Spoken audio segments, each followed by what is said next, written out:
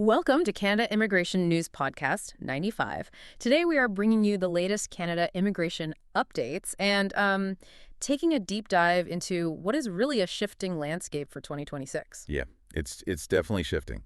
Big time. It really is. I mean, if you're listening, you know that usually when we look at government policy changes, it can be pretty dry. Oh, very dry. Right. It's bureaucratic, it's slow.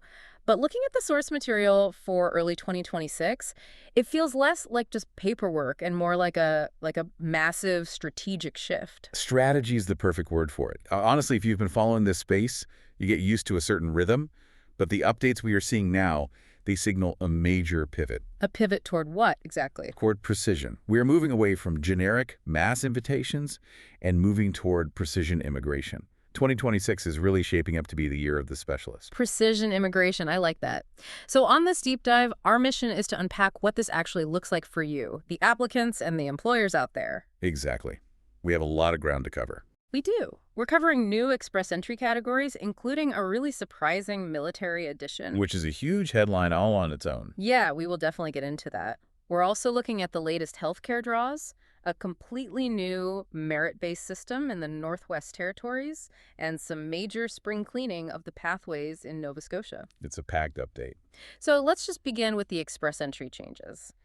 As of February 2026, the occupation categories have expanded.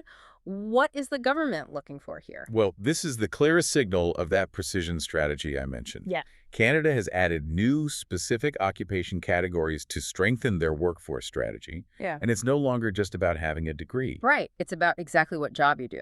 Precisely. They've added buckets for researchers and senior managers. But there's a very specific catch for those two.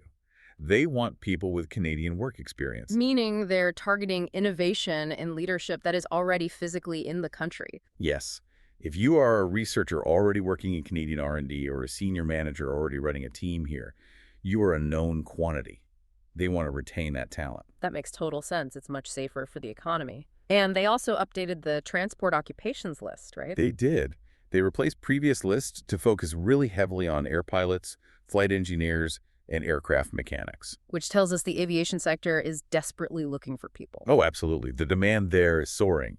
But the addition that really stands out, the one that stops you in your tracks, is the new category for skilled military recruits. Yes. Okay, let's talk about this. Since when does Canada use express entry to recruit for the armed forces? It is incredibly rare. Usually, citizenship is the very first requirement to join a country's military. Right. But this speaks to a very modern reality. They are looking for highly specialized skills, and the criteria are extremely strict. This isn't just a shortcut to get a visa. So what are the actual requirements? But qualify. An applicant needs 10 years of continuous military service. 10 years. So they are looking for career soldiers. Career professionals. Yeah. People with serious technical proficiency or leadership experience from allied forces. Mm-hmm.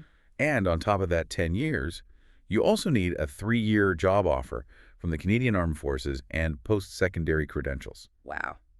That is a very high bar. It's massive. Yeah. But it creates this fascinating new pathway where highly skilled foreign military personnel can immigrate directly into roles that the country desperately needs to fill.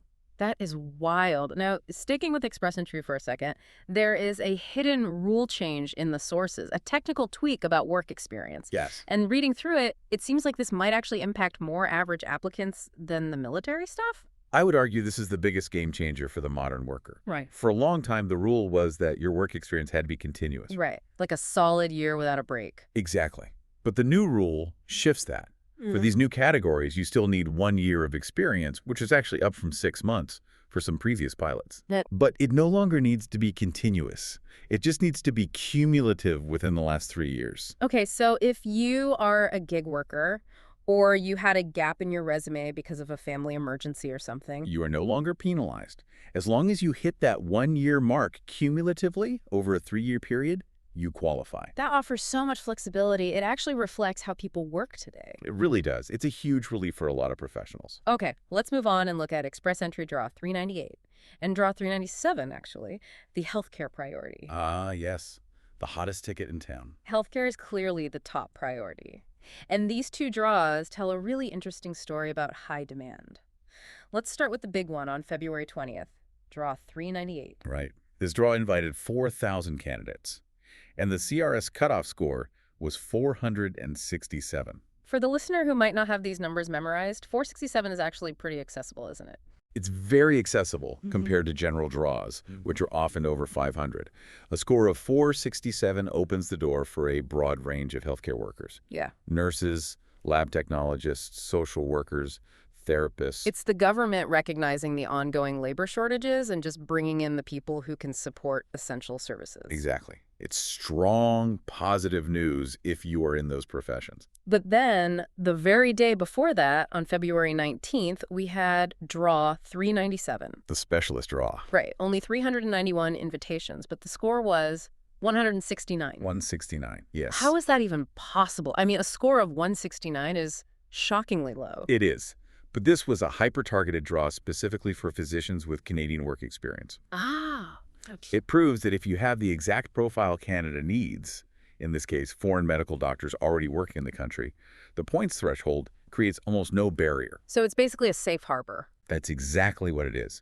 With our aging population and massive shortages in hospitals and long-term care, the government is saying, if you are a doctor and you are already here, we are keeping you. That makes perfect sense. Retention over recruitment. Absolutely. Next, let's take this conversation north to the Northwest Territories, because they are launching a completely new immigration system in 2026. Yes. Effective March 9th, they are launching a new expression of interest, or EOI, system for their employer-driven stream. And this is replacing a system that was basically just first come, first served, right? Right. The old way was literally a race to submit your application. Didn't necessarily prioritize the best candidates, just the ones who clicked fastest. Which is stressful for everyone. Incredibly stressful. The new EOI system changes that. Now, candidates submit a profile and they get a score based on their education, language skills, and their connection to the territory. The territory selects the applicants who best match their specific labor market needs. Exactly. And the sources highlight a reality check that explains why this was so necessary. The Northwest Territories only has 197 nominations for all of 2026. Wait, 197 for the whole year? For the entire year. That is a tiny quota. It is. So when supply is that low and demand is high, they need a merit-based way to pick the best fits. People who actually want to stay in the North long term. Not just use it as a stepping stone to move somewhere else. Exactly. This improves transparency for employers and creates clearer pathways for immigrants who genuinely want to build a life up north. And the first draw under this new system is coming up quickly. March 25th. They are aiming to invite about 65 people in that first round. So that's roughly a third of their yearly quota right out of the gate. Yeah, they are moving fast. Okay, finally, let's head over to the East Coast, Nova Scotia. They have simplified parts of their immigration process effective February 18th. The spring cleaning. Spring cleaning, right. The sources say they consolidated 10 different streams down into just 4 pathways, which sounds like a massive reduction. It sounds like it, but the catch is that the actual eligibility criteria haven't changed. They didn't remove opportunities. So they just simplified the administration. Exactly. The old system was a complex web. For example, the physician stream and the critical construction worker pilot are now just folded into the broader skilled worker pathway. What are the 4 new pathways called? You have Nova Scotia graduate, skilled worker, entrepreneur, and Nova Scotia Express entry.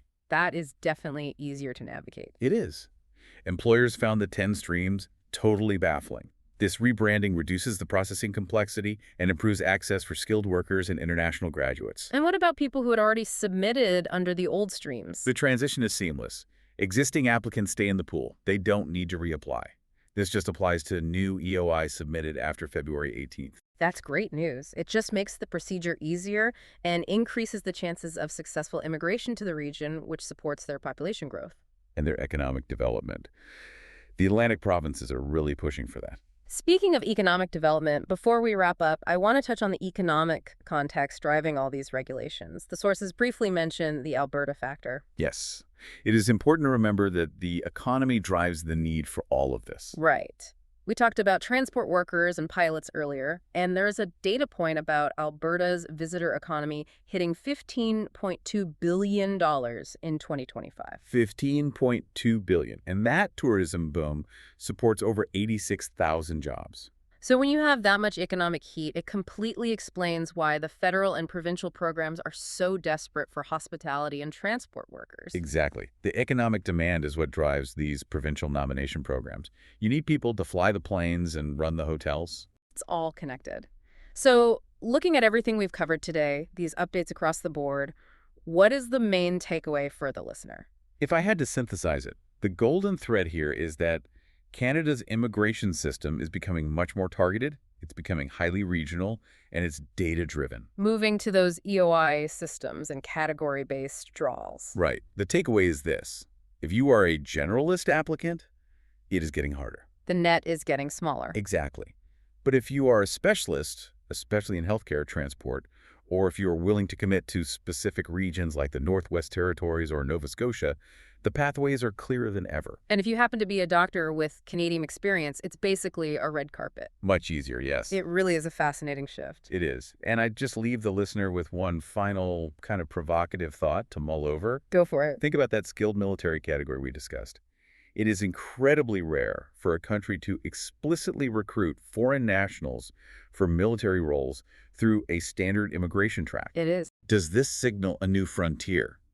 A future where national defense policy and economic immigration policy become permanently intertwined? That is a wild thought, importing military specialists to fill defense gaps. It's definitely something to watch as this new strategy unfolds. Absolutely. Well, thank you for breaking all of this down for us today. My pleasure. And thank you to you, the listener, for joining us on this deep dive. Subscribe to us for more updates from Canada Immigration News. Keep adapting, keep your eyes on those target categories, and thank you for listening to Canada Immigration News Podcast.